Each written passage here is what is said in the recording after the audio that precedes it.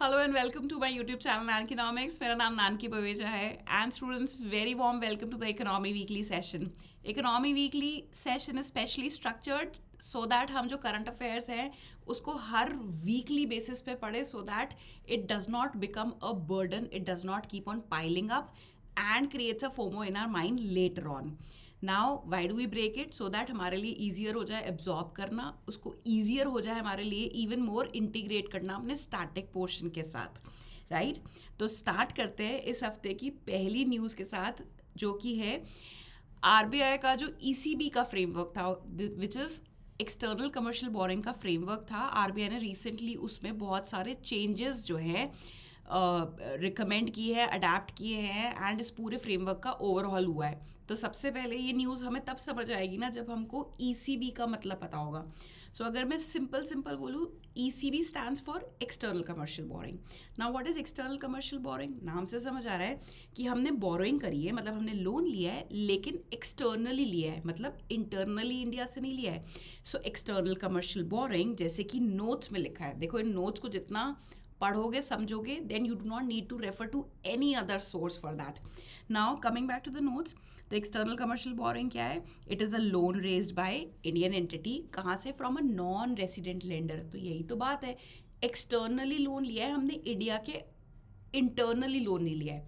अब ये जो लोन है हो सकता है ये फॉरेन करेंसी में, क्योंकि जब भी हम सोचते हैं कि हम बाहर से अगर लोन लेके आए हैं तो वो foreign currency probably denominated in dollars और मे बी और यूरोज और may be yen, but most prominently it is denominated in dollars. तो अगेन फिर से डेफिनेशन स्टार्ट करते ताकि हमें समझ आ जाए। एक्सटर्नल कमर्शियल बोरिंग क्या है? Loan raised by Indian entity, India की किसी एंटिटी ने बाहर से जाके लोन लिया है फॉरेन करेंसी में, या फिर इंडियन रुपीज़ में भी हम बाहर से लोन लेके आ सकते हैं। अब वो कैसे होता है थोड़ा सोचो, स्टैटिक पोर्शन से कनेक्ट करो। That is via masala bonds. Masala bonds क्या होती है थोड़ा सा आगे जाके समझेंगे, पहले हम समझेंगे एक्सटर्नल कमर्शियल बोरिंग क्या होती है। अच्छा, अब हम ये जो एक्सटर्नली बोरो करते हैं, मतलब मैम बाहर जाके इंडिया से बोरो कर रहे हैं, तो हम वो सोर्सेज क्या होते हैं जहाँ से बोरो करते हैं? तो सबसे पहले फॉरेन बैंक्स, ठीक है ना, फिर इंटरनेशनल फाइनेंशियल इंस्टीट्यूशन, जैसे मैंने वर्ल्ड बैंक से किया, ठीक है, या आईएमएफ से किया, या कोई इंडियन बैंक है जिसकी फॉरेन में अब्रॉड कोई ब्रांच है, अगर हम उस फॉरेन ब्रांच से लोन ले रहे हैं that will also be counted as external commercial borrowing. अब देखो, फॉरेन बैंक, फॉरेन इंस्टीट्यूशंस, ये तो हर कोई प्रिडिक्ट कर लेगा, समझ लेगा, अज्यूम भी कर लेगा, लेकिन हमें प्रीलिम्स के लिए जितना रेडी होना है, कौन से पॉइंट्स पे फोकस करना है कि अगर हम इंडियन बैंक की ओवरसीज ब्रांच से भी लोन ले रहे हैं ना जाके, तो that will also be counted under the external commercial boring, ठीक है। और the lenders in the IFSC। What is IFSC? International financial service centre. India में IFSC है, यस। इंडिया में IFSC गुजरात में, जिसको गिफ्ट सिटी बोलते हैं। अब अगर कोई गिफ्ट सिटी में कोई फाइनेंशियल इंस्टीट्यूशन है जहाँ से इंडिया की किसी एंटिटी ने लोन लिया है, तो वो भी क्या कंसिडर किया जाएगा कि हमने एक्सटर्नल सोर्सेज से लोन लिया है, ठीक है ना। Now this external commercial borrowing is regulated under FEMA Act, which is Foreign Exchange Management Act 1999। Prelims में कहाँ कन्फ्यूजन हो सकती है कि is it regulated under RBI act 1934? नहीं, क्योंकि हमने कहाँ पे पढ़ लिया था, हमने इकोनॉमी वीकली में इसको पढ़ लिया था। चलो थोड़ा सा ना और कंसेप्चुअल क्लैरिटी लाते हैं as to what external commercial borrowings is and how it is different from foreign investment. Foreign investment मतलब अगेन बाहर से इंडिया में इन्वेस्टमेंट आ रही है। अब वो इन्वेस्टमेंट दो टाइप्स की होती है, एक होती है फॉरेन डायरेक्ट इन्वेस्टमेंट, एक होती है foreign portfolio investment, ठीक है। So now how is ECB different from foreign investment? Either it is FDI और FPI। तो सिंपल सी बात है मैम, वो तो इन्वेस्टमेंट है, ये लोन ले रहे हैं। जब हम किसी से लोन लेते हैं तो हमारी रिस्पॉन्सिबिलिटी होती है to repay it back. So the nature is debt and that has to be repaid. Whereas जो इन्वेस्टमेंट होती है they can take two forms. पहला फॉर्म फॉरेन डायरेक्ट इन्वेस्टमेंट, जहाँ पे अगर कोई इन्वेस्टर इन्वेस्ट कर रहा है इंडिया में, इंडिया की किसी कंपनी में, देन द एजेंडा और the objective is to acquire ownership stake. Let's say Walmart आ रही है और फ्लिपकार्ट का एक मेजर चंक एक्वायर कर रही है। तो वो क्यों एक्वायर कर रही है? Because Walmart wanted to enter into Indian market. तो उन्होंने सोचा कैसे एंटर करे, let's acquire, let's see a company which is already have a which has a very good presence in Indian market. Example Flipkart, उसको acquire किया। Now Walmart also has a say in how Flipkart will function or carry out its operation in Indian market. So that is foreign direct investment. Directly कहाँ होती है, company में होती है. Objective क्या होता है, ओनरशिप स्टेक, मैनेजमेंट कंट्रोल लेना या मैनेजमेंट में पार्टिसिपेट करना.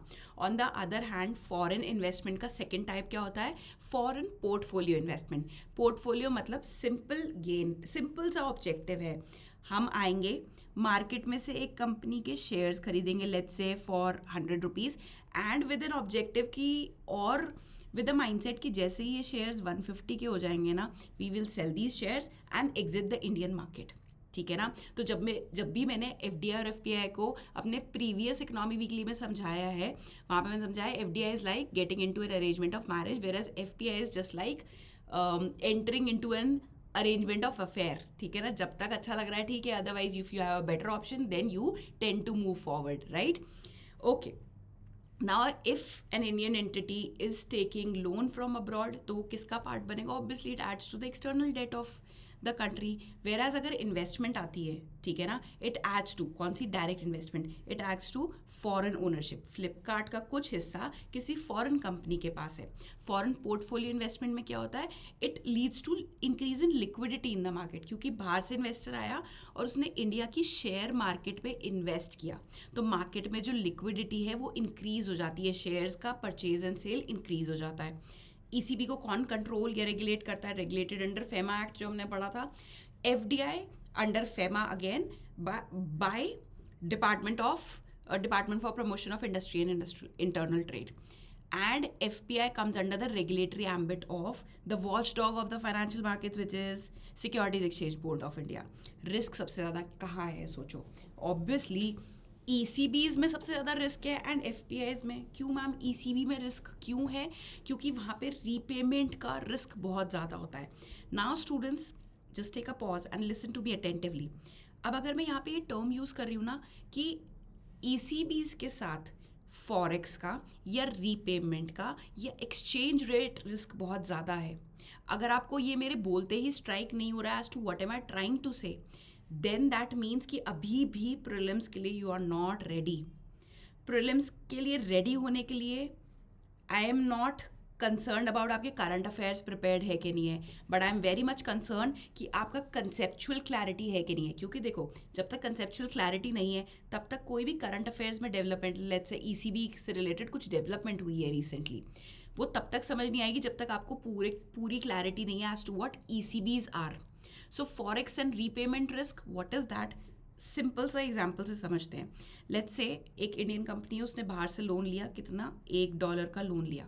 वो $1 लेके इंडिया आ गए एंड उसको कन्वर्ट कराया और कन्वर्ट करके इंडियन रुपीज़ में 60 रुपीज़ हाथ में आए और बोला मैं 1 साल बाद आपके ये $1 वापस दे दूंगा क्योंकि मैंने $1 का लोन लिया था. नाउ 1 साल हो गया and the company has to repay back that $1 to that foreign bank. I went to the market क्योंकि मुझे लोन तो वापस डॉलर में देना पड़ेगा ना, तो मैं मार्केट गई and I was looking for the dollar and I asked कि कितने का मिलेगा $1. So the currency converter said आपको मुझे 80 रुपीज़ देने पड़ेंगे $1 खरीदने के लिए. ठीक है ना. So I gave 80 rupees and that is where I could fetch $1 and जाके मैंने लोन अपना वापस चुका दिया. What was this? जब मैं लेके आई थी $1 तो वो 60 रुपये का था, लेकिन जब मुझे उसी डॉलर को वापस लौटाना है then I have to shelve out 80 rupees from my pocket. Now this is what is called as exchange rate risk. तब एक्सचेंज रेट क्या चल रहा था? $1 is equal to 60. Now the exchange rate is $1 is equal to 80. तो अभी तो मैं जो इंटरेस्ट दूंगी वो बात अलग है. ये तो because of fluctuations in the exchange rate I had to pay more than what I have borrowed. Now, if this picture is not clear to you, then please request है go back to your basics. जाइए because that is what will help you in clearing the prelims. Added, complemented with the current affairs and not just the current affairs which will be helping you to crack the prelims exam. ठीक है. तो अब हमें समझ आया कि ECB के साथ क्या रिस्क अटैच होता है. नाउ FDI के साथ क्या प्रॉब्लम है? FDI के साथ obviously you need to dilute your control. Flipkart की पहले ओनरशिप लेट्स से 2 इंडिविजुअल्स के पास थी.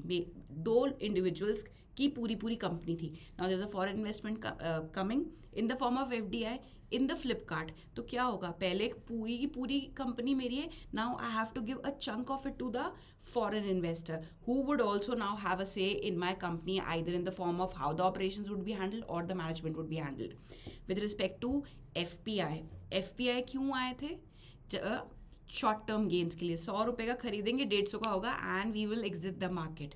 तो जैसे ही वो अटेन होगा target, they will exit the market. So it does not provide a long term stability. या जैसे ही कोई जियो पॉलिटिकल अनसर्टेनिटी क्रिएट होती है, they are the first one to exit from the country. So that is the risk attach to FPI. चलो, ये हमने difference पढ़ा. Now again static core portion पे फोकस करेंगे. मैम, अगर इतना रिस्क अटैच्ड है तो हम बाहर से जाके लोन क्यों ले रहे हैं? हम इंडिया में से ही क्यों नहीं ले रहे सारा लोन? सिंपल सी बात, ऑब्वियसली कुछ एडवांटेजेस होंगे बाहर से लोन लेने के. The first one being the interest rate differentials. What is interest rate differentials? India के कंपैरिजन में बाहर जो लोन है और उसके ऊपर इंटरेस्ट रेट है, that is much cheaper. So obviously I would try कि मेरा बिजनेस तो मैं सबसे कम रेट पे लोन लेके आऊँ ना.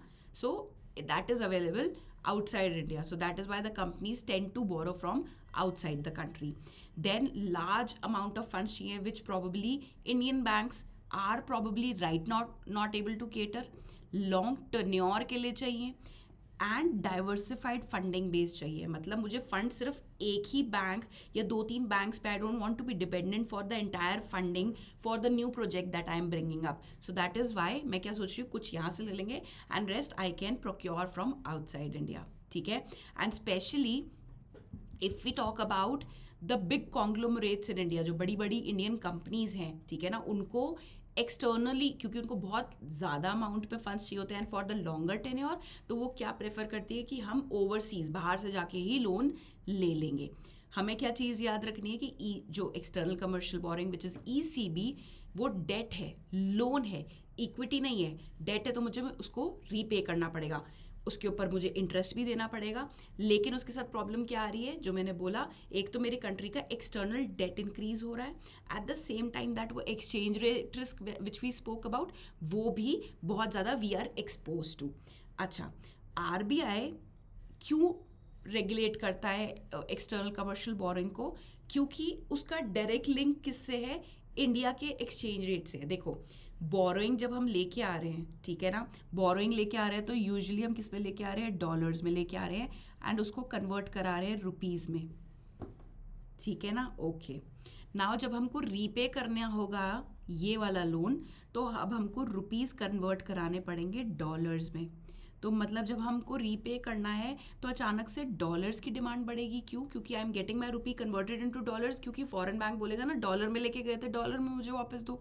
तो अब डॉलर में जब मैंने उसको कन्वर्ट कराया तो मैंने देखा कि जो प्राइस ऑफ डॉलर है वो बढ़ रहा है. सिंपल लॉजिक, जब किसी चीज़ की डिमांड बढ़ती है उसका प्राइस भी बढ़ता है. तो जो डॉलर पहले 80 रुपये में $1 मिल रहा था, probably I will fetch that dollar for 82 rupees because of all of a sudden repayment आया and now I need huge dollars for loan to be repaid. तो जब डॉलर्स कंट्री से जाएंगे तो डॉलर्स का प्राइस बढ़ेगा, और अगर अब डॉलर का प्राइस बढ़ रहा है तो उसके कंपैरिजन में जो INR है which is our domestic currency, वो वीक होगी. अगेन मैंने यहाँ कोई करंट अफेयर्स की बात नहीं करी है, अगेन मैंने यहाँ पे फंडामेंटल्स की बात करी है. फंडामेंटल्स क्लियर नहीं है तो जाके फिर से किताब उठाओ, उसको पढ़ो. नहीं पढ़ा जाता तो फिर कोर्स ज्वाइन करो which is specially design for clearing your basic targeted towards prelims 2026, जिसकी डिटेल्स नीचे तुम्हें कमेंट सेक्शन में मिल जाएगी. अच्छा, सो मैंने क्या बात बोली, RBI का क्या लेना देना भाई? क्यों एक्सटर्नल कमर्शियल बोरोइंग को वो रेगुलेट कर रहा है? बिकॉज एक्सटर्नल कमर्शियल बोरोइंग का inflow and outflow will directly impact the exchange rate of India. अब एक्सचेंज रेट मेंटेन करना is the prerogative of the central bank of the country which is RBI for India, and that is Y RBI regulates कि कितना आएगा और कैसे जाएगा, so that जो हमारा एक्सचेंज रेट है कंट्री का वो बहुत ज़्यादा फ्लक्चुएट ना कर जाए. आई बात समझ? चलो, अब पहले जो फ्रेमवर्क था वो क्या था, और अभी जो आप कह रहे हो मैम कि चेंज हुआ है, we need to know that. क्यों? क्योंकि अभी हमने पूरा जो कॉन्सेप्ट्स है, बेसिक कॉन्सेप्ट्स उसको ब्रश अप कर लिया है. Now let's add recent developments to it. Okay, अच्छा, बीच में we forgot to spoke about masala bonds. याद है मैंने जब हमने ये न्यूज़ स्टार्ट करी थी तो मैंने बोला था that Indian entities can take loan from abroad. ज़रूरी नहीं है फॉरेन करेंसी में, they can take it in the Indian rupees also. तो मसाला बॉन्ड्स क्या होती है? अगर कोई इंडियन कंपनी बॉन्ड्स इशू कर रही है आउटसाइड इंडिया तो वो इन्वेस्टर को बोल सकती है, लेट्स से इंडिया की कोई कंपनी है XYZ लिमिटेड, उसने यूएस में जाके बॉन्ड्स इशू करे, ठीक है. Let's say John, who is residing in USA, is interested in buying the bonds issued by this XYZ Limited, which is an Indian company. ध्यान से सुनते जाना, ठीक है ना. बट इंडियन कंपनी ने बोला देखो भाई John, if you want to invest in this bonds, ठीक है ना, क्योंकि तुम्हें पता है मेरी कंपनी अच्छी है, मैं रिटर्न भी बहुत अच्छी रही हूँ, you need to pay me in Indian rupees. If you want to buy these bonds you need to arrange Indian rupees. मुझे इंडियन रुपीज़ दो एंड मैं जब तुम्हें रिटर्न करूँगी ये पैसे, I will give you Indian rupees only. Your returns will be provided in Indian rupees rather than in dollars. And ये special category of bonds where the company accepts the payment in terms of Indian rupees are called as masala bonds. Masala bonds में तुम्हारे prelims में question आ चुका है, ठीक है ना, बहुत पुराना डेवलपमेंट है. Now again a part of the static portion only. Okay, तो हमने सारा कॉन्सेप्ट जो है बेसिक क्लियर कर लिया. Let's come back to the recent developments which is क्या चेंजेस हुए. पहले वाला जो फ्रेमवर्क था ना, वहाँ पे there were only certain sectors which were allowed to raise money outside India, ठीक है ना. जैसे सर्विस सेक्टर्स है वो अलाउड नहीं थे, रियल एस्टेट नहीं अलाउड था. रियल एस्टेट को तो खैर अभी भी अलाउड नहीं है, बट पहले बहुत सारे ऐसे सेक्टर्स थे जिनको ही अलाउड था बाहर से लोन लेना. But now the new framework says that कोई भी non individual entity, non individual मतलब वो इंडिविजुअल नहीं होना चाहिए, it could be a partnership, it could be a limited liability partnership, it could be a joint stock company, it could be a public limited company, ठीक है ना, under either the central law or state law. मतलब it should be registered and they can go and take external commercial borrowings. Borrowing limit defined थी पहले. At max, anyone who is taking loan from overseas in an year could not exceed this threshold which is of the $750 million. $750 million की बात हो रही है, ठीक है. But now that has also been revised. कैसे? You can, a company है let's say, उस कंपनी की नेटवर्थ है 600 मिलियन बोला है मैंने, $million. तो अब ये नया फ्रेमवर्क बोल रहा है आपकी कंपनी की नेटवर्थ जितनी है उसका 300 times, it will be $1.8 billion और $1 billion इसमें से जो भी हायर है. तो ऑब्वियसली मेरी कंपनी की नेटवर्थ $600 million थी, उसका 300 टाइम्स किया तो इट केम अराउंड $1.8 billion. तो आई हैव द थ्रेशोल्ड कि I can take a loan up to $1.8 billion from outside India, ठीक है. Cost ceiling, what do we mean by that? RBI पहले बोलता था, डिफाइन करता था कि एक कैप, एक लिमिट की, इसके बियॉन्ड जो है इससे महंगा लोन नहीं ला सकते. मतलब इंटरेस्ट रेट आरबीआई कैपिंग लगाता था. If you want to take loan, make sure कि इंटरेस्ट रेट जो चार्ज कर रहे हैं foreign bank should be below this threshold. But now that has also been removed. RBI has given the liberty कि let the market forces decide कि अगर बाहर loan सस्ता है सस्ते में ले आओ, महंगा है it totally depends upon the company how they negotiate. RBI will not intervene. Okay, minimum average maturity, what do we mean by that?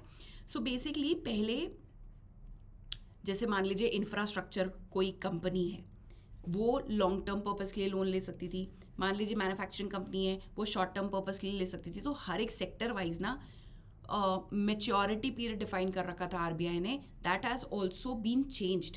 क्यों? क्योंकि यूनिफॉर्मिटी लाने के लिए. क्यों? क्योंकि कन्फ्यूजन होती थी तो कंड्यूसिव बिजनेस एनवायरनमेंट नहीं प्रोवाइड करवा पाते थे हम कंपनीज़ को. तो यूनिफॉर्मिटी, ट्रांसपेरेंसी लाने के लिए आरबीआई ने बोला है कि uniform period is 3 years. Now हम ये नहीं करेंगे कि मैन्युफैक्चरिंग सेक्टर इतने साल के लिए ले सकता है, इंफ्रास्ट्रक्चर सेक्टर इतने साल के लिए ले सकता है. ईजी करेंगे हम रूल्स को, कॉम्प्लेक्सिटी को रिड्यूस करना is the agenda. Again the last point of difference is, पहले RBI use to define the end use की अगर आप बाहर से लोन लेके आ रहे हो ना तो आप XYZ पर्पस के लिए ही यूज़ कर सकते हो, ठीक है ना. And there are certain areas जिसमें हम नहीं यूज़ कर सकते. फॉर एग्जाम्पल लैंड या प्रॉपर्टी, आप पैसा लेके आए हो, लैंड या प्रॉपर्टी नहीं खरीद सकते. Let's say I am business entity in India, I want to borrow because I want to expand my production facility. तो अब मुझे उसके लिए पहले लैंड लेना पड़ेगा, फिर उसके ऊपर फैसिलिटी स्टैब्लिश होगी, right. Now this was not permitted earlier, now it is permitted, as you can see here, land property permitted. अब हमें अगर इस चीज़ को ना क्विकली रिवाइज करना है तो देखो मैंने ये भी चीज़ यहाँ मेंशन कर रखी है.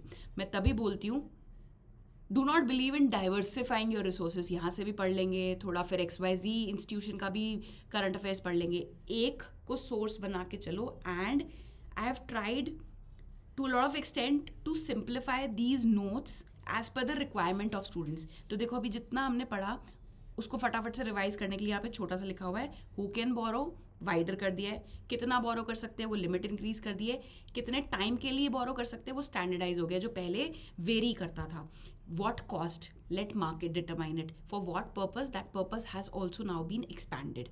चलो अब थोड़े से points that we need to know, which is, हमने बोला, आपने थोड़ी देर पहले पढ़ा था ना कि जो मेच्योरिटी पीरियड है that has to be 3 years, that has been uniformly decided by RBI for all the sectors. लेकिन exception is there, which is manufacturing sector. ठीक है ना. तो manufacturing sector, let's say I have a manufacturing company, I am allowed to borrow even for less than 3 years. मुझे ये flexibility दे रहा है RBI under the new framework which was not provided. This flexibility was not provided earlier, but that limit has to be up to 150 million. Let's say I'm a manufacturing company, I want to borrow for less than 3 years, then RBI is saying कि okay, तब आपकी limit up to 150 million होनी चाहिए. ये क्यों किया होगा RBI ने, आपको क्या लगता है? What do you think? Manufacturing को रिलेट करो थोड़ा सा MSMEs से. तो MSMEs के साथ सबसे बड़ी प्रॉब्लम क्या आती है? वर्किंग कैपिटल की. अब मुझे वर्किंग कैपिटल लोन चाहिए तो obviously that's a short term loan ना. So in order to resolve that problem, that has been allowed. End use, so basically पहले क्या था, बाहर से लोन ले रहे हैं एंड वो लोन, लेट्स से एक कंपनी है या NBFC है, बाहर से लोन लेके आई, ठीक है ना, and it is using that money to extend loan to different companies, entities, individuals in India. ठीक है. Now if that individual who is taking loan from that Indian NBFC जिसने बाहर से पैसे लिए and it is using for a purpose, let's say मुझे real estate का business करना है, that is not allowed. क्यों allowed नहीं है? क्योंकि real estate के साथ risk बहुत ज़्यादा attached है. Let's say I want to borrow from NBFC, वही जिसने बाहर से लोन लिया है, and I want to borrow for probably doing business or for probably pursuing my education, ठीक है ना, और expanding my production facility, that is allowed. But अगर मैं लोन ले रही हूँ इसलिए क्योंकि मुझे कोई रियल एस्टेट प्रोजेक्ट में लगाना है, क्योंकि कौन हूँ मैं, इंडिविजुअल हूँ, देन बोला हुआ है RBI ने that NBFC, you have taken loan from outside India, you will not extend loan to this individual for this purpose. ठीक है, okay. Then there are certain regulated entities, जैसे the regulated entities कौन कर रहा है? RBI द्वारा regulated, SEBI द्वारा related, insurance regulatory development authority of India द्वारा regulated.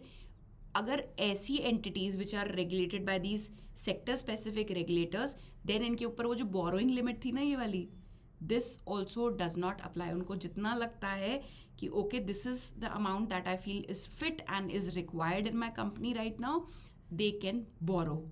Clear? So another thing that we need to know is, ये जो फ्रेमवर्क है ना, बेसिकली इस फ्रेमवर्क को RBI ने अराउंड अक्टूबर 2025 रिलीज़ किया था for inviting the feedback from the public and from the industry. तो बहुत सारे फीडबैक्स आए, उसमें से काफ़ी सारे तो RBI ने एक्सेप्ट कर लिए. What was not accepted was the on lending, that individual वाला क्लॉज जो हमने पढ़ा. And another thing which the feedback provided was कि ये जो आप फ्रेमवर्क लाए हो ना, इसको प्लीज़ रेट्रोस्पेक्टिवली, मतलब पुरानी जो एक्सटर्नल कमर्शियल बोरिंग्स है ना उन पे भी अप्लाई कर दो. सो RBI ने ये भी एक्सेप्ट नहीं किया. उन्होंने बोला नहीं नहीं नहीं, ये जो नया फ्रेमवर्क है ना is applicable only on the new और the fresh loans that you will take from outside the country. ठीक है. बट अचानक से ऐसा क्या हुआ कि RBI all of a sudden came up with the new framework or the overhaul of the older framework? नहीं, अचानक से नहीं, बिकॉज ऑफ द सर्कमस्टांसेस ऐसे थे that led RBI to revise the existing framework. सबसे पहला reason, rupee was under the extreme pressure. आपने अगर लास्ट एक साल में देखा होगा कि रुपी जो है वो बहुत ज़्यादा डेप्रिशिएट किया है. क्यों डेप्रिशिएट किया? क्योंकि इंडिया से जो डॉलर्स है उसका आउटफ्लो बहुत बढ़ गया था. डॉलर्स का आउटफ्लो क्यों बढ़ा था? क्योंकि फॉरेन इन्वेस्टमेंट इंडिया से बाहर बहुत जाने लग गई थी. It was returning to their home country. तो डॉलर्स का आउटफ्लो हो रहा था एंड रुपी की वैल्यू जो है ना वो डेप्रिशिएट कर रही थी. अब रुपी की वैल्यू क्यों डेप्रिशिएट कर रही थी? क्योंकि डॉलर्स की डिमांड ज़्यादा थी. डॉलर्स की डिमांड ज़्यादा है, उसको स्टेबलाइज करने के लिए what you will do? Ma'am dollars की सप्लाई बढ़ा दो ना मार्केट में. डॉलर्स की डिमांड ज़्यादा है, उसको मैच करने के लिए सप्लाई, सो दैट इक्वल मतलब बराबर हो जाए, इक्विलिब्रियम पे आ जाए एंड रुपी स्टेबल हो जाए. So in order to attract more dollars और inflow of forex, this step was taken. Then domestic credit conditions. See India में अभी लोन रेट्स जो हैं थोड़े से as compare to the foreign rate of interest expensive, and at the same time to avoid crowding out effect. You understand what is crowding out effect? Loan credit जो create हो रहा है, अगर बड़ी बड़ी कंपनीज ही मेजर चंक ले लेगी तो आप जैसे मुझ जैसे लोग इकोनॉमिक्स में जिसको हाउस होल्ड बोलते हैं उनके लिए क्या बचेगा? नहीं बचेगा ना. तो बड़ी कंपनीज जिनको लॉन्गर टर्म के लिए बहुत ज़्यादा फंड्स चाहिए, आप please resort to the external sources. And for that हम एक्सटर्नल जो सोर्सेज से लोन लेना वाला जो प्रोसेस है उसको थोड़ा ईजी कर देंगे, ट्रांसपेरेंट कर देंगे, स्टैंडर्डाइज कर देंगे. तो कंपनीज के लिए भी अपने आप इंसेंटिव हो जाएगा कि ओके बाहर से सस्ता भी मिल रहा है, so let's take the loan from outside the country. And last is strategic timing. So basically recently RBI ने क्या किया था, एक नया फ्रेमवर्क लेके आए थे which is new acquisition finance framework for banks. ठीक है ना. All of this again provides for किस तरीके से सोर्सेज ऑफ फंडिंग को हम जो है स्टेबलाइज कर सकते हैं. So that is why these are the reasons that led RBI to basically bring changes in the existing framework. अब यूपीएससी ट्रैप अलर्ट, ये ट्रैप अलर्ट बहुत काम की चीज़ है. ठीक है ना. देखो ये ट्रैप अलर्ट में क्या है, ये वो वाले से पॉइंट्स है जहाँ पे प्रीलिम्स में यूपीएससी आपको घुमा सकता है. ठीक है. तो ये ट्रैप अलर्ट आपको फिर से इन पॉइंट्स पे जहाँ पे कंफ्यूजन क्रिएट हो सकती है एम्फसाइज करने में हेल्प करेंगे. जैसे पहला point, ECB is debt not equity. ECB is regulated by FEMA. Confuse मत हो जाना, not under RBI. ECB can be in rupees too. Yes ma'am, because masala bonds के through and cost ceiling remove कर दी है. yes, there's no regulation for that. and on lending to real estate पहले भी permitted नहीं थी, अब भी परमिटेड नहीं है. क्योंकि कई बार सोचते हैं ना बच्चे नया फ्रेमवर्क आया है एंड क्योंकि इतनी सारी चीज़ें आप याद करके जाते हो प्रीलिम्स के लिए, there is environment, there is polity, there is science and tech, तो confusion is bound to come, right. So on lending to real estate ना पहले परमिटेड थी ना अब परमिटेड है. ये अभी भी something which RBI is saying नहीं, अभी नहीं, later. Okay, for prelims what you need to remember. अब ये मैंने क्यों बॉक्स बनाया है स्टूडेंट्स, देखो मैंने आपको प्रॉमिस किया था कि जैसे जैसे हम प्रीलिम्स को अप्रोच करेंगे नोट्स में आप चेंज देखोगे. पहले आप देखते थे कि हम मेंस वाले आर्टिकल्स भी बहुत सारे डिस्कस करते थे एंड प्रीलिम्स वाले भी. It used to be a blend of both. But अब जैसे जैसे प्रीलिम्स आएगा my focus would be shifting more towards how do we crack prelims by hook और बाय क्रुक. नहीं, हुक से ही करना है, क्रुक से तो नहीं करना है, right. That is not what I would advocate. तो अब ये जो बॉक्स है ना, जब तुम अपने लास्ट मंथ में रिवाइज कर रहे होगे ना करंट अफेयर्स, तुम्हें सिर्फ ये बॉक्स को रिवाइज करना है. That is it. इस बॉक्स से करंट अफेयर्स एंड स्टैटिक दोनों रिवाइज हो जाएगा and that is it. And आगे चलना है. चलो जी, next development is with respect to India's apprenticeship ecosystem. Apprenticeship क्या होती है? इंटर्नशिप. इंटर्नशिप क्यों करते हैं हम? ताकि हम नया स्किल सेट सीख सकें. तो बस वही उसी को रिलेट कर जाओ इस चीज़ से. तो नीति आयोग ने ना एक रिपोर्ट रिलीज़ करी है जिसमें वो जो इंडिया का अप्रेंटिसशिप इकोसिस्टम है ना उसको रिवैम्प करने की कोशिश कर रही है. क्यों अचानक से? नहीं, अचानक से नहीं है ma'am, because time and again budget economic survey ने हाईलाइट किया है कि इंडिया में जो स्किल गैप है ना वो बहुत ज़्यादा है. That is also one of the reasons कि इंडिया में जो अनएम्प्लॉयमेंट स्पेशली कहाँ पे यूथ अनएम्प्लॉयमेंट वो बहुत ज़्यादा है because there is lot of gap between the industry and the academics. उस चीज़ को कैसे रिजॉल्व करेंगे? Via internship. तो हम इसमें क्या देखेंगे कि इंडिया में जो एग्जिस्टिंग फ्रेमवर्क है वो क्या था, और ये जो नीति आयोग की रिपोर्ट आई है, ठीक है ना, रिकमेंड किया है उन्होंने, ठीक है, कि कैसे हम इस फ्रेमवर्क को कंसोलिडेट कर सकते हैं। तो इंटर्नशिप क्या होती है, आप सबको पता है, कहीं ना कहीं आपने कॉलेज में या अपने कोई प्रोफेशनल कोर्स किया हो तो internship is on the job training. आप कुछ एक टेम्परेरी टाइम के लिए एक कंपनी के साथ काम करते हो and you are paid for that. Sometimes you are not even paid for that. देखो, गवर्नमेंट कहती है you should be paid for that, now it is on the company and your between you and the company, how do you deal with it, but internships should be paid and are paid. क्यों internship पे अचानक से focus है government का? Because India has approx 300 million youth age between 15 to 29 will have by 2036, ठीक है ना, जिसको हम कहते हैं ना डेमोग्राफिक डिविडेंड। तो अब अगर हम इस पोटेंशियल को, जो कहते हैं ना, ये जो आजकल के यूथ है, ये कल का भविष्य है, अगर हम इसको, इनके पोटेंशियल को टैप नहीं कर पा रहे, तो ये यूथ मेरे लिए क्या बन जाएगा? एक इकोनॉमी के लिए ये लाइबिलिटी बन जाएगी, जो हम चैप्टर 9th क्लास 9th की एनसीईआरटी में पढ़ते हैं, that population could be an asset और लाइबिलिटी, ठीक है ना। अगर हमको we need population to be converted, human resource to be converted into assets, human capital, हमको उनकी स्किलिंग पे, उनकी एजुकेशन पे, उनकी हेल्थ पे इन्वेस्ट करना होगा। हम कौन? गवर्नमेंट को। तो that is what the government is trying to achieve by this, because they wanted to tap the potential of the 300+ million youth of a country. That is why they are trying to organise such programs through which उनकी जो skill gap है उसको reduce करा जा सके।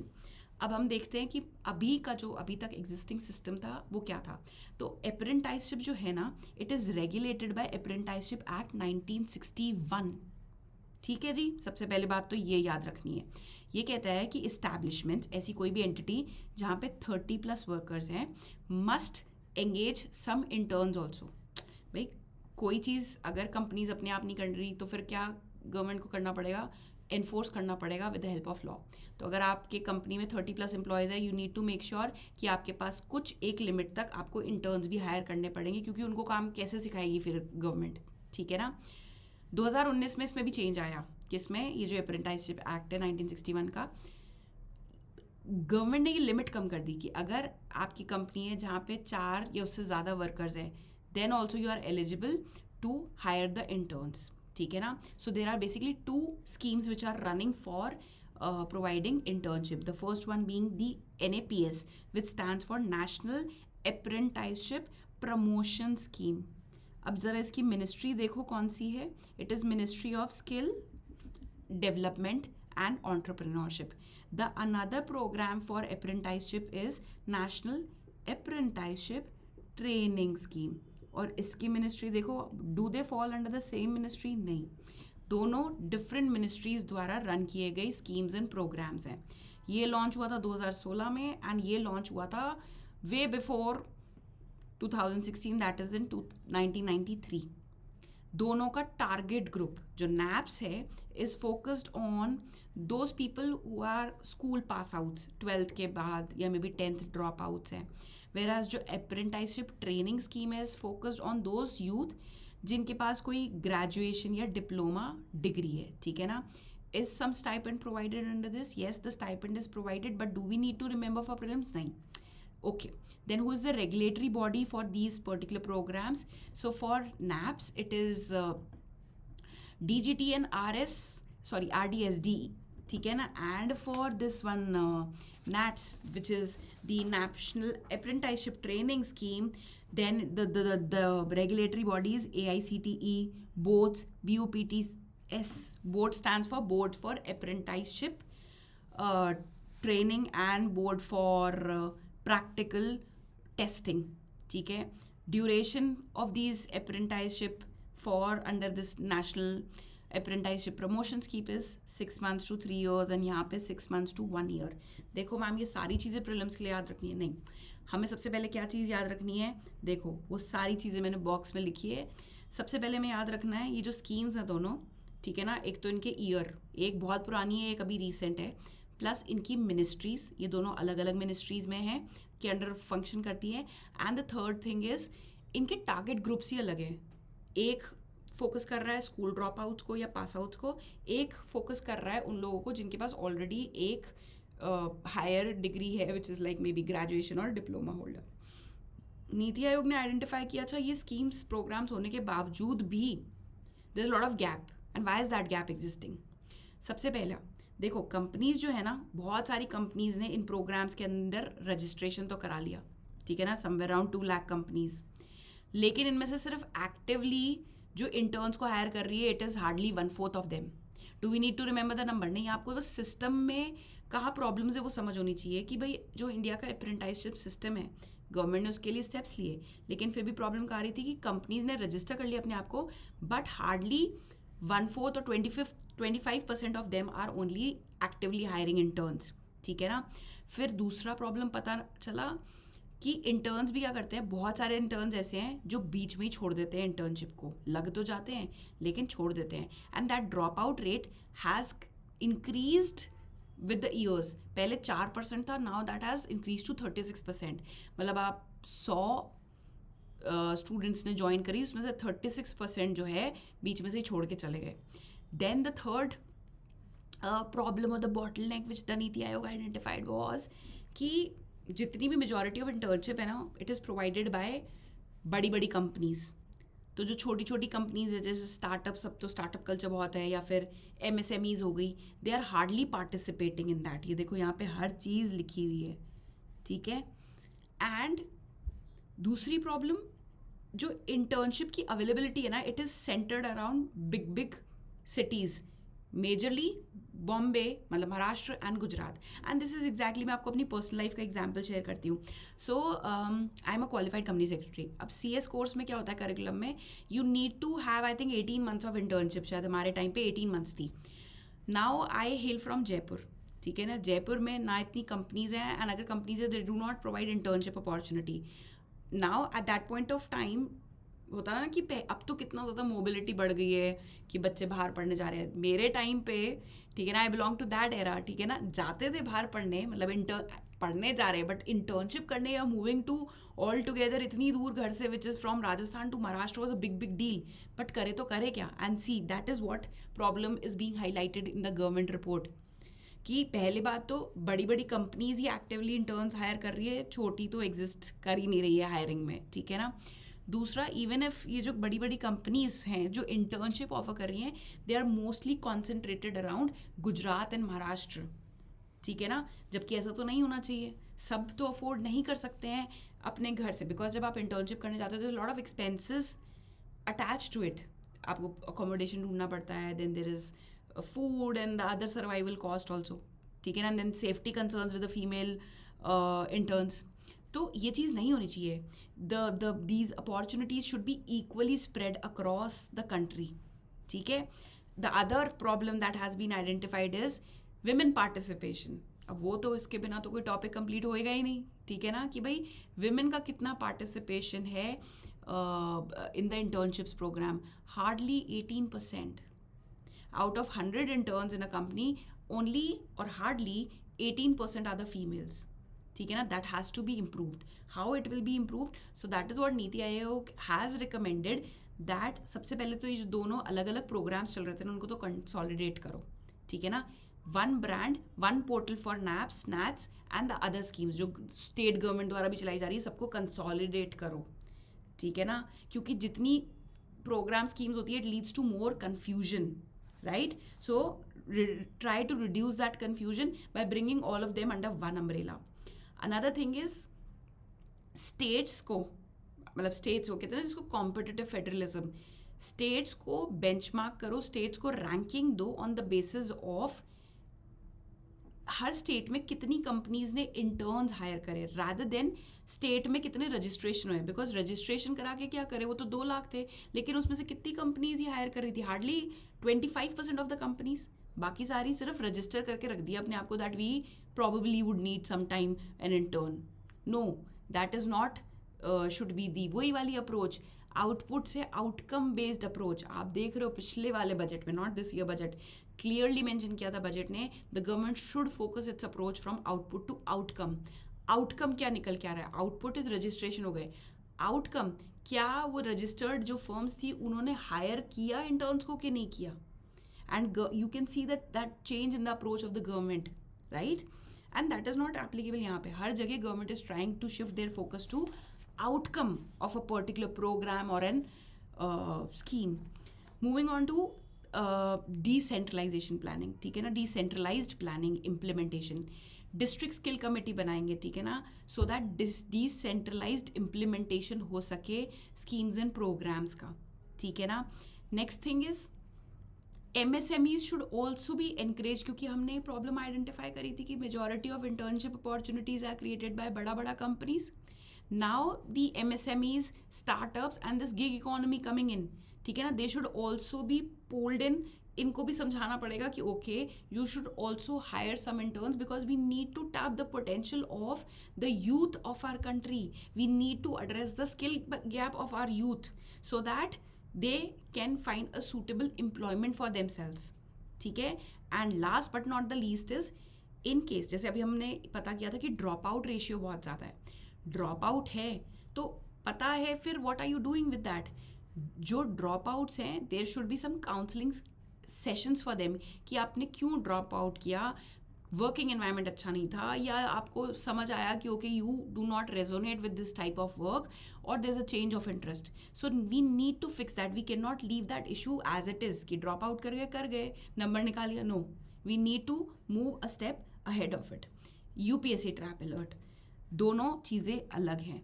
Apprenticeship is not equal to the PM internship scheme, that is altogether a different scheme. ठीक है ना. प्रीलिम्स के लिए हम क्या याद रखेंगे, दोनों की मिनिस्ट्रीज अलग हैं एंड दोनों के ईयर्स जो हैं वो अलग हैं. Now they are being that has been recommended to be consolidated and brought under one umbrella. Okay, moving on to the next is CBDC based digital food coupon pilot basis पे RBI check कर रहा है कि क्या हम CBDC which is central bank digital currency को किसी specific purpose के लिए यूज़ कर सकते हैं क्या.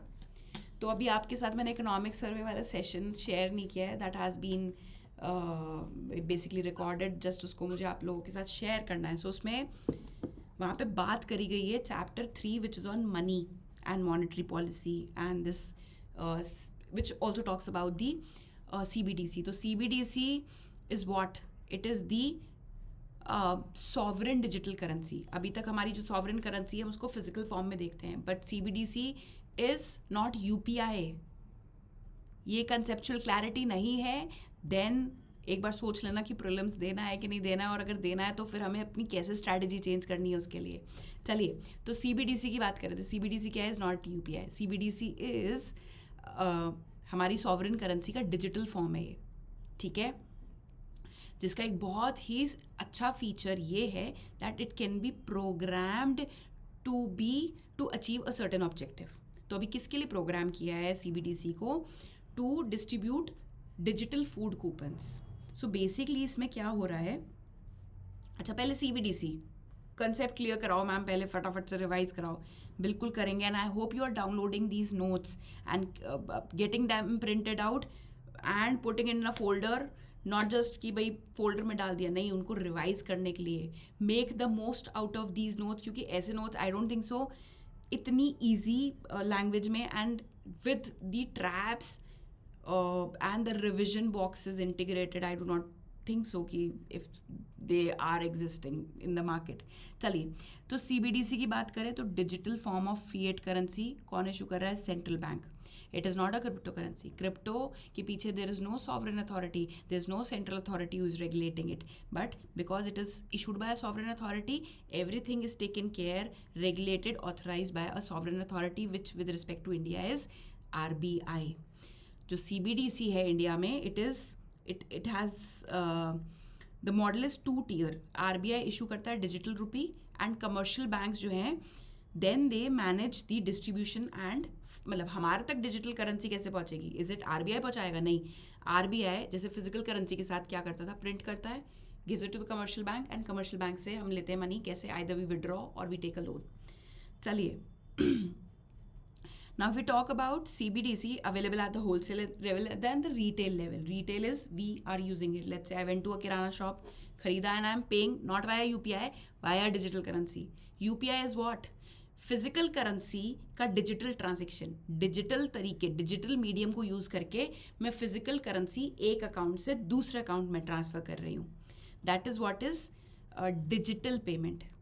ठीक है, डिजिटल करेंसी क्या है, फिजिकली एग्जिस्ट नहीं कर रही है, एंड डिजिटल करेंसी का ट्रांजेक्शन डिजिटली ही होगा.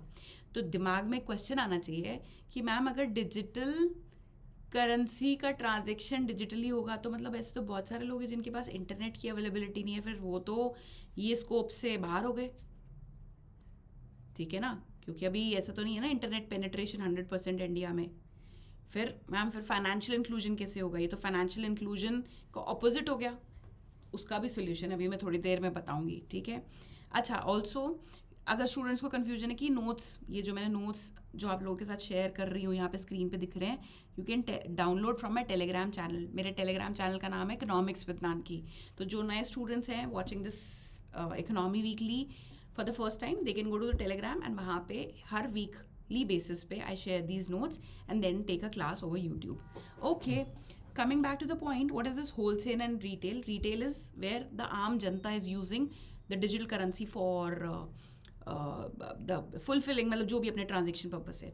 होलसेल वाला is basically use the version of that amongst the financial institutions inter bank settlement के लिए. ठीक है ना, पहले होलसेल लेवल पे लॉन्च किया था दिस CBDC को, सो दैट उसकी पायलट टेस्टिंग करी जा सके.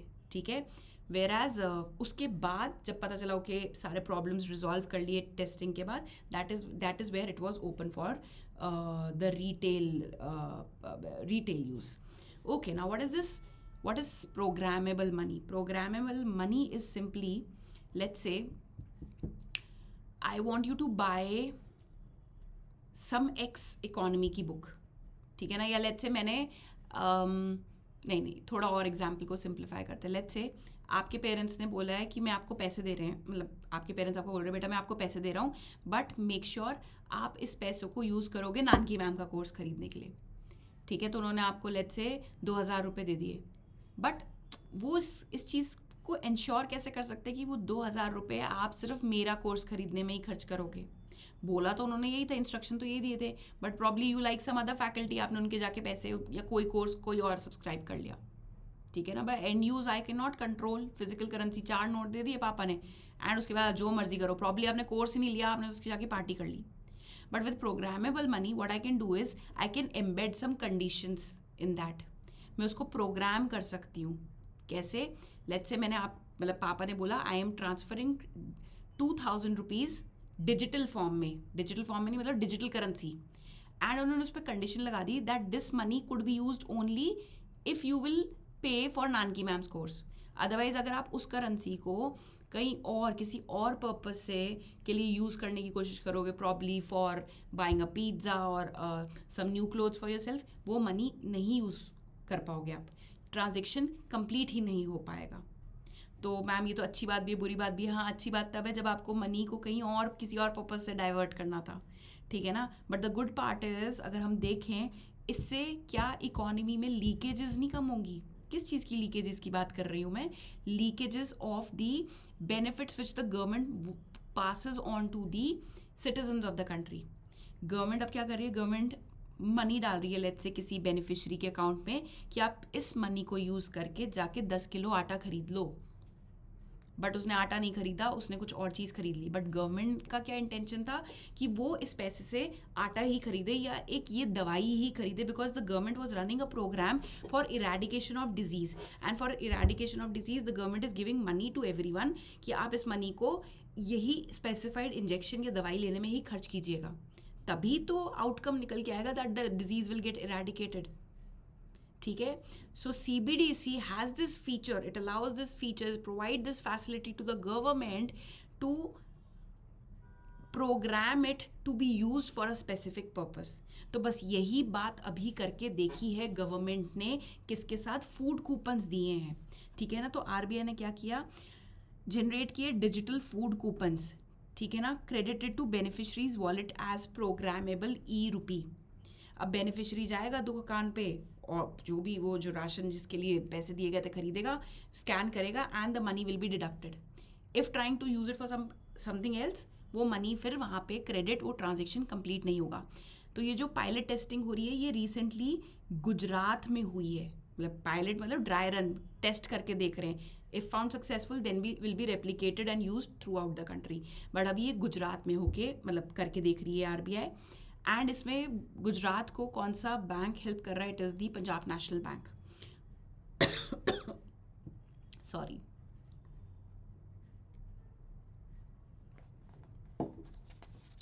थोड़ी देर पहले मैंने एक क्वेश्चन पूछा था आप सबसे, विच इज़ व्हाट इफ़ मेरे पास इंटरनेट नहीं है तो क्या करें?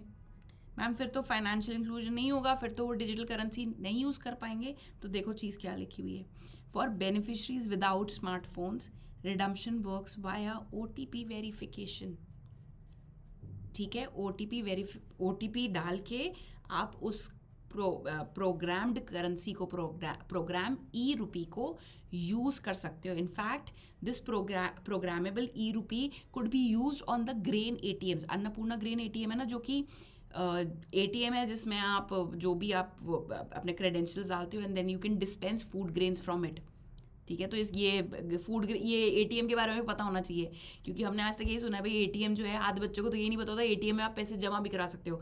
Not every machine, there are certain ATM machines which allow you to deposit the money. हमने आज तक यही सीखा है भाई ATM is use to withdraw the money, that is it. नहीं.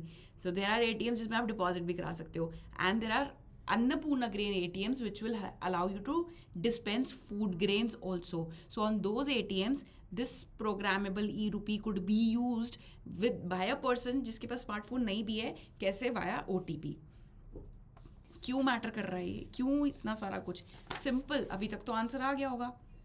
बिकॉज इंडिया का जो पब्लिक डिस्ट्रीब्यूशन सिस्टम है, it is running on very large scale. It has more than 80 crore beneficiaries under the National Food Security Act of 2013.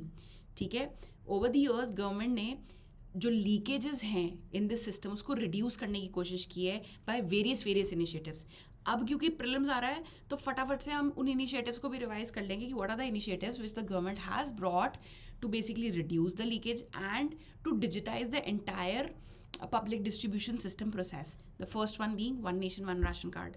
पहले अलग अलग state में अलग अलग राशन कार्ड बनते थे, बट अब लेबर माइग्रेट करके दूसरे स्टेट चली गई है तो वहाँ पे वो सब्सिडाइज रेट पे फूड ग्रेन नहीं खरीद पा रही. So that is where Covid के बाद आया one nation one ration card.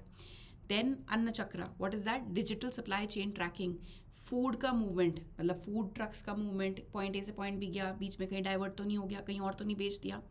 Then अन्न सहायता, grievance redressal. Let's say if you have a complaint, this fair price shop, I am entitled to take food grains but not providing me the food grains.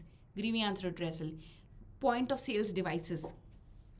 So every transaction that you do over these fair price shop, that record will be maintained with the government. Government is not keeping a track on you by this, but on the vendor. जो fair price shop का था कि कहीं भाई इनको हमने 100 kilo ration भिजवाया था, बट सेल इन्होंने 10 किलो की भी नहीं करी है. 90 kgs has been diverted for some other purpose. So all of this initiatives have been taken by the government to digitize the process to reduce the leakages from the system. And another initiative is this programmable e-rupee. ठीक है ना, which is being used for distribution of food coupons to the entitled beneficiaries. Recently, pilot testing being done in the Gujarat, and then later, if found successful, could be replicated everywhere. Now, what do we remember for prelims? ये table. ठीक है जी, चलो. Moving on to the next is the NAFED. NAFED is what? It stands for National Agriculture Cooperative Marketing Federation of India Limited. Ma'am इससे related recent development क्या हुई है वो बाद में देखेंगे. पहले इसका पढ़ लेते हैं कि व्हाट इज़ नाफेद ऑल अबाउट. तो इट वाज एस्टैब्लिश इन 1958. काम क्या करते हैं? सो बेसिकली हमने MSP सुना है, समथिंग कॉल्ड एज MSP. तो MSP पे हम कहते हैं ना फार्मर से प्रोक्योर करती है गवर्नमेंट. तो गवर्नमेंट खुद थोड़ी जाती है, गवर्नमेंट अपनी एजेंसीज़ को बोलती है कि हमारे बिहाफ पे आप जाके क्रॉप्स को प्रोक्योर कर लो फार्मर से at MSP. So which are those agencies? NAFED being one of them. So full form is this. कब स्टैब्लिश हुआ था? 1958 में.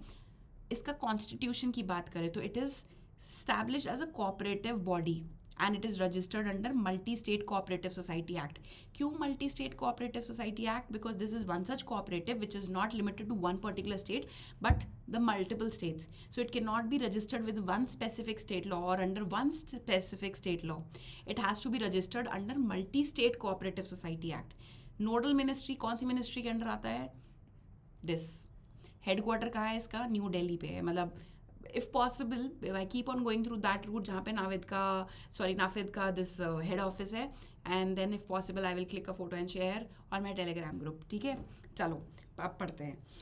सो बेसिकली फंक्शन क्या था इसका? मैंने बोला था ना कि पल्सेस ऑयल सीड्स कोपरा को एमएसपी पे प्रोक्योर करना under price support scheme.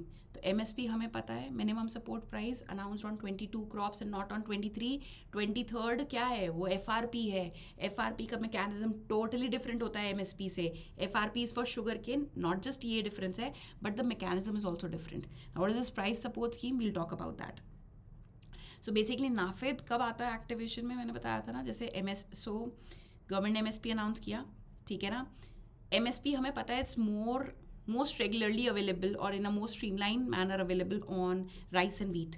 But बाकी क्रॉप्स का क्या, जो एमएसपी कैटेगरी में आते हैं?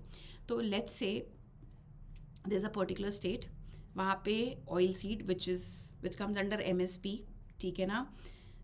वहाँ पे उस पर्टिकुलर ऑयल सीड्स के जो प्राइजेज हैं एमएसपी से भी नीचे चले गए. Let's say MSP announced on toor dal is let's say 20 rupees per kg, though it is announced on quintal basis but ease of understanding. But उस पर्टिकुलर स्टेट में उस एक साल में this is what is MSP, ठीक है ना. एमएसपी गवर्नमेंट ने अनाउंस की थी, बट उस साल उस पर्टिकुलर स्टेट में that Toor dal is being sold for let's say 18 rupees per kg. मतलब फार्मर को मिनिमम जो गवर्नमेंट ने अनाउंस किया था वो भी नहीं मिल रहा price. So that is where that state government will call the central government and ask NAFED to come and help. So NAFED will step in and as the government's buyer of last resort procure करेगा farmer से at which price? At MSP. क्यों? क्योंकि farmer को उस particular state में उतना भी मिलना मुश्किल हो रहा था. अब इससे रिलेटेड जल्दी कॉन्सेप्ट्स जो हैं, क्योंकि प्रीलिम्स में ये इतने क्लोजली रिलेटेड टर्म्स हैं, कन्फ्यूजन हो ही जाती है. एमएसपी क्या है? Minimum support price. कौन रिकमेंड करता है इसको? रिकमेंडेड बाय CACP, ठीक है ना. एंड इसको फाइनली अनाउंस कौन करता है? इसको आप मुझे कमेंट सेक्शन में बताओगे नीचे, ठीक है ना. मैं हिंट भी नहीं दूंगी, this is just recommendation calculate करके कि ये होना चाहिए. फाइनल कौन करेगा वो आप मुझे कमेंट सेक्शन में नीचे बताओगे, ठीक है. 22 क्रॉप्स शुगर केन पे FRP. What is this price support scheme? So basically government क्या करती है? प्रोक्योर कर रही है crops which fall under MSP category when market price fall below MSP. NAFED and NCCF is who goes and procures on behalf of central government. NAFED हमने देख लिया. What is NCCF? National cooperative consumer federation, ठीक है ना, which works alongside NAFED, ठीक है, as a central nodal agency for MSP procurement. Okay, what is price stabilisation fund? Price stabilisation fund is basically एक buffer stock create करती है government of essential commodities like onions, tomatoes, pulses का, कि in case किसी साल मान लीजिए monsoon नहीं आया तो पल्सेस का प्रोडक्शन नहीं होगा या किसी सर्टेन फूड क्रॉप का प्रोडक्शन नहीं होगा. एंड क्योंकि प्रोडक्शन नहीं हुआ तो सप्लाई नहीं हुई, डिमांड तो वहीं की वहीं है. There will be huge demand and supply gap and due to which उस पर्टिकुलर फूड क्रॉप के प्राइजेस शूट कर सकते हैं. तो गवर्नमेंट उस टाइम क्या करेगी? डिमांड ज़्यादा है ना, डिमांड ज़्यादा है, सप्लाई है नहीं है. क्यों? क्योंकि मानसून नहीं आया.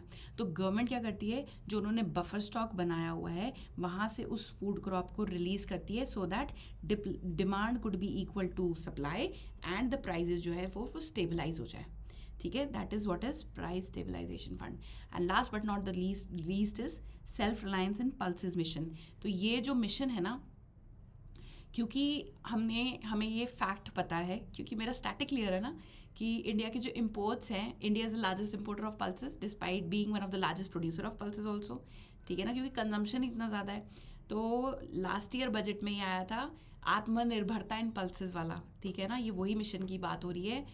तो for achieving the self reliance और सेल्फ सफिशेंसी इन पल्सेस ये मिशन आए थे, जिसमें जो portals run by NAFED and NCCF allows pre harvest farmer registration for guaranteed MSP procurement. पहले रजिस्टर करा लो even before the harvest and NCCF will basically procure that pulses on a guaranteed basis, ठीक है. अच्छा ma'am, आपने ये सारी बातें बता दी, ठीक है। तो नाफेद रिलेटेड रीसेंट डेवलपमेंट क्या हुआ था? रीसेंट डेवलपमेंट कुछ भी नहीं हुआ था, सिंपल सी बात है, कॉम्प्रिहेंसिवली रिव्यू किया था एग्रीकल्चर मिनिस्टर ने एंड रिपोर्ट रिलीज करी थी। रिपोर्ट में कुछ हमें समझ नहीं था, बस क्योंकि NAFED was in under review and was in headlines, इसलिए हमें नाफेद एंड उससे रिलेटेड जो टर्म्स है वो पढ़ने थे।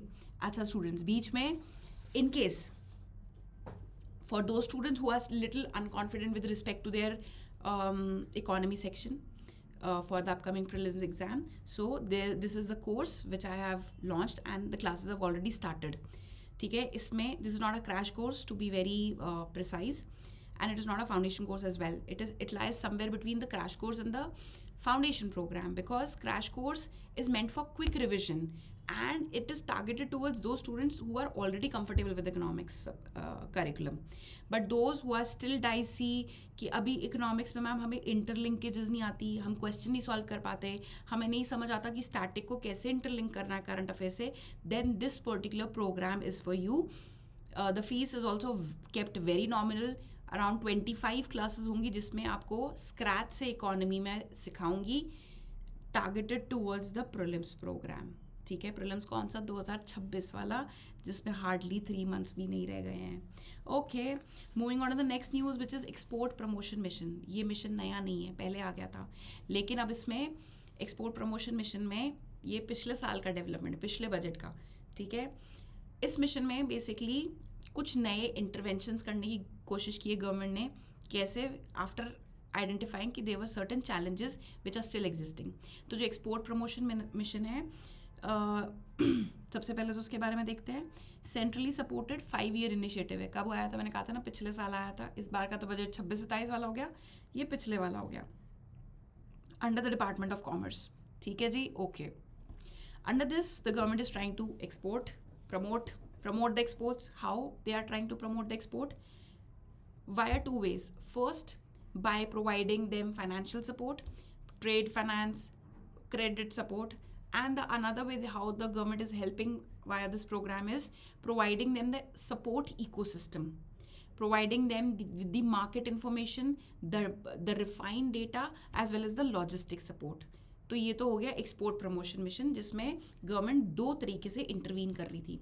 Now the government feels that we need to intervene even at the father level, which is 7 new interventions have been launched with respect to this particular program.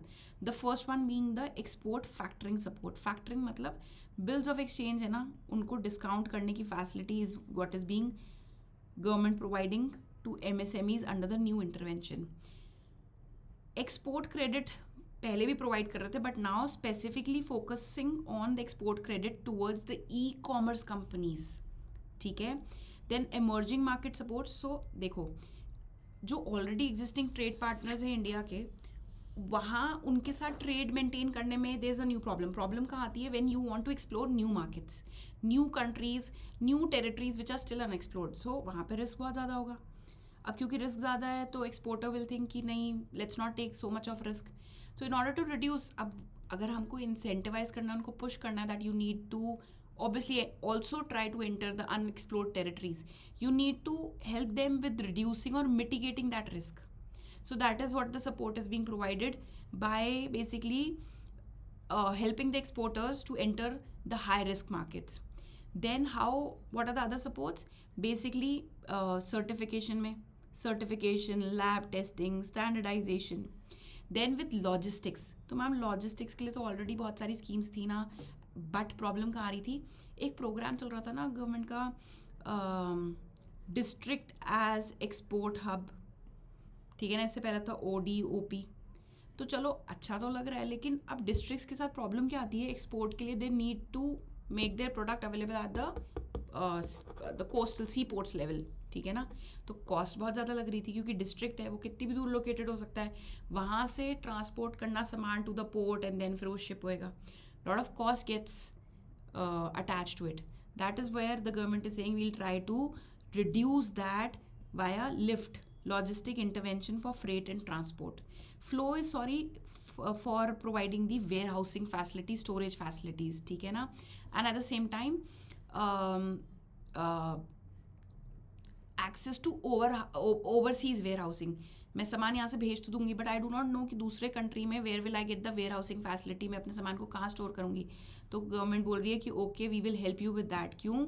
क्योंकि government ने बोला था हम आपको फाइनेंशियली भी हेल्प करेंगे एंड अब आपको इकोसिस्टम भी प्रोवाइड करके देंगे। तो इकोसिस्टम में गवर्नमेंट पहला सपोर्ट ये दे रही है, दूसरा ये दे रही है, third is with the freight management उसकी cost, and last is the data support with respect to what are the goods that are much more in demand in the outside countries, what is the growing trend, how can you enter into that market, all of that, right? चलिए 3 intervention जो है वो already operational है, which is market access support, दूसरी markets में penetrate करने के लिए interest subvention for pre and post shipment, and the last one is collateral support for prelims. ये एंड में रिवाइज करके जाओगे जब तुम लोग मई में जाओगे एंड एंड में क्विक रिविजन करना है, you need to resort to this box, that is it. Last is news in short. So AI for energy mission, तो AI for energy mission is basically grid integration की बात हो रही है, ठीक है ना? क्यों? क्योंकि अगर रिन्यूएबल एनर्जी को फुली हमें यूज़ करना है तो it has to be integrated into the grid and we are using AI for that, ठीक है? The mission aims to integrate AI and digital public infrastructure into clean energy system. And last but not the least is India UK offshore wind task force. So ये जो task force है has been constituted at 4th India UK energy dialogue. हम बोले नहीं it's constituted at WTO meeting or some ministerial conference, नहीं भाई, हमने पढ़ा था इकोनॉमी वीकली में, मैम ने पढ़ाया था कि it was constituted at 4th India UK energy dialogue. अब इसमें बात क्या हो रही है? देखो यूके क्या है, इंडिया यूके जो है वर्ल्ड की second largest offshore wind market है, मतलब विंड एनर्जी जनरेट होती है सबसे ज़्यादा, सेकेंड लार्जेस्ट कहाँ पे? यूके में, ठीक है ना?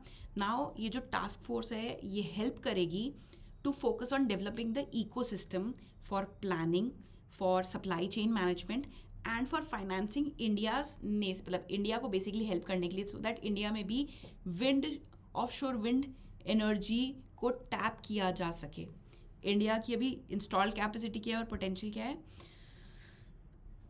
पोटेंशियल ये है, लेकिन अभी कहाँ पे वर्क कर रहे हैं हम? इतना एंड ये, ठीक है? अच्छा, now before moving forward students, one thing that you need to know is I have also announced a batch for 2027। जो बच्चे 2027 में के लिए प्रिपेयर कर रहे हैं and they are looking forward for prelims and mains की preparation for economics, then they can enroll for a batch which I have announced today only. and जो इस साल पेपर दे रहे हैं बेटा, MCQs is something you need to practice कैसे for economic survey and budget. Now students, what I have done is एक मैंने practice pack launch किया है जिसमें मैंने पूरे budget and economic survey को 50 themes में convert किया है, because economic survey is such a huge and voluminous document, पूरा नहीं पढ़ सकते। तो मैंने 50 थीम्स आइडेंटिफाई किए which are relevant for prelims this year from economic survey, converted them into questions which you can practise via online test. इन सब के लिंक आपको नीचे कमेंट सेक्शन में मिल जाएंगे, otherwise you know where to reach out to me, either you can reach out to me on my Telegram, on my Instagram also, but make sure I am not saying कि आज के आज practice करो जाके economic survey budget के questions को, whenever आपके study schedule में फिट होता है कि भाई अब मुझे ड्यू टाइम देना है इकोनॉमिक सर्वे को, अब मुझे बजट के क्वेश्चंस प्रैक्टिस करने, क्योंकि देखो बजट पढ़ सब लेते हैं, सब पढ़ के जाएंगे बजट, बट पढ़ के जाना सफिशिएंट है कि वहाँ पे क्वेश्चन पढ़ने से सॉल्व नहीं होगा, you need to get in to action, and how will you get in to action is only when you practice and practice and practice. So under that practice pack which is hardly for 99 rupees, I have made 200 questions with a very simple answer key. ठीक है, budget पर discussion तो मैं आप लोगों के साथ पहले ही ले चुकी हूँ, उसको देखो, जाके क्वेश्चंस प्रैक्टिस करो, and that test can be attempted unlimited times. ठीक है ना, बिफोर योर प्रीलिम्स एग्जाम. तो जाओ, सब्सक्राइब करो, एनरोल करो उस टेस्ट के लिए, and practice that questions. So that is all for the day. हम मिलेंगे अगले हफ्ते with economy weekly. Till then keep studying. कोई डाउट है, reach out to me on Telegram और Instagram. God bless you all.